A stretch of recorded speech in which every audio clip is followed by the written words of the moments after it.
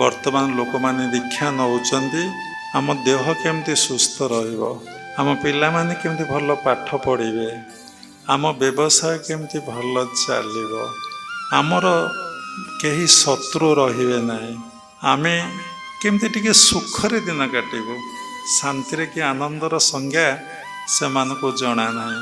ପ୍ରାୟ ସମସ୍ତ ଗୁରୁମାନଙ୍କ ପାଖରେ ଶିଷ୍ୟମାନଙ୍କର ଭିଡ଼ କେବଳ ଏଇଥିପାଇଁ, ଯେମିତି ଆତ୍ମଜ୍ଞାନ ପାଇଁ, ଆତ୍ମ ଉପଲବ୍ଧି ପାଇଁ, ଯେଉଁଠୁ ଆସିଥିଲେ ସେଇଠିକି ପହଞ୍ଚି ଯିବା ପାଇଁ ସେ କଥା କାହାର ନାହିଁ।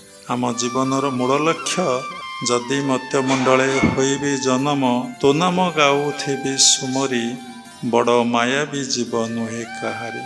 ମନୁଷ୍ୟ ଜନ୍ମର ଲାଭ, ଯେବେ ଗୋବିନ୍ଦେ କରେ ଭାବ। ମଣିଷ ଜନ୍ମ ହୋଇଛି ଗୋବିନ୍ଦଙ୍କ ସହିତ ଭାବ କରିବା ପାଇଁ।